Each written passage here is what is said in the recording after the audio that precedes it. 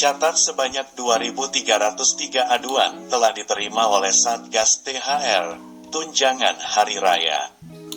Kementerian Tenaga Kerja, Kemenaker, RI berkaitan dengan pelaksanaan normatif THR pekerja tahun 2023. Data sampai dengan tanggal 23 April tersebut melibatkan setidaknya 1.537 korporasi di tanah air.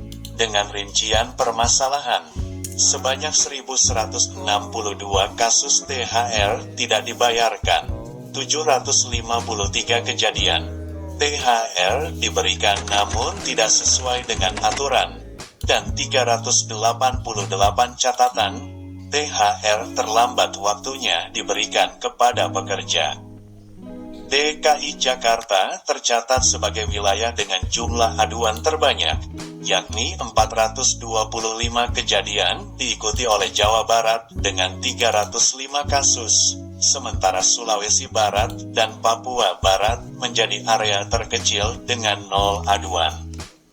Bila mana kita mengkaji secara hukum positif, maka pada prinsipnya, THR bersifat wajib, normatif, bagi pengusaha, sebagaimana diatur dalam Peraturan Pemerintah, PP, Nomor 36 Tahun 2021 tentang pengupahan.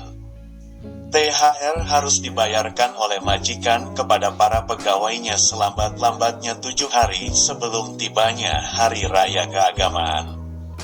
Jadi sesungguhnya tidak boleh terlambat diberikan kepada pekerja, sehubungan hal ini merupakan hak pekerja. Dalam hal pengusaha terlambat membayarkan THR, maka dikenakan penalti berupa denda sebesar 5% dari total THR yang harus dibayarkan semenjak dari berakhirnya batas waktu kewajiban untuk membayar THR.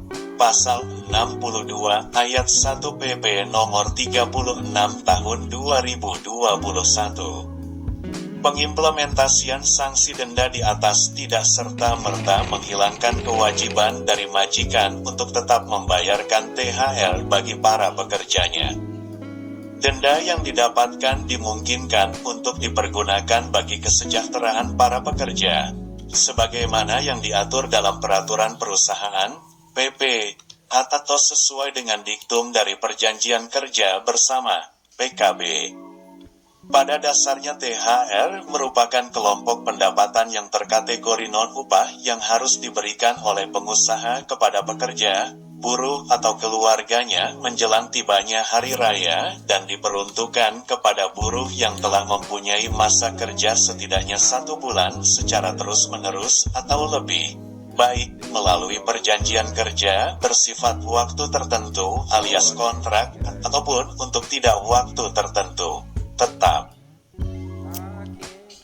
Untuk cakupan besaran jumlah THR pun telah diatur oleh pemerintah, di mana dalam Pasal 3 Ayat 1 Permenaker Nomor 6 Tahun 2016 tentang THR, telah mengatur besaran 1 bulan upah bagi mereka yang memiliki masa kerja setahun atau lebih dan yang baru bekerja selama 1 bulan secara terus-menerus, namun belum genap 12 bulan.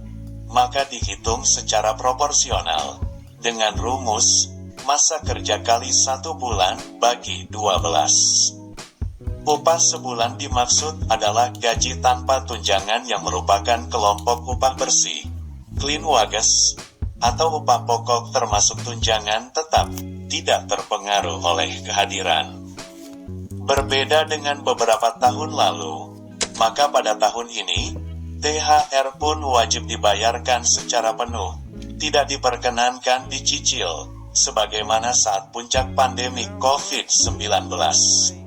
Untuk pengusaha yang nakal, maka telah menanti sanksi akibat kelalaian pelaksanaan normatif berupa THR, yakni sanksi administratif secara bertahap, diawali dari teguran tertulis, pembatasan kegiatan usaha, penghentian sementara usaha, atau seluruh kegiatan, sampai pembekuan kegiatan usaha.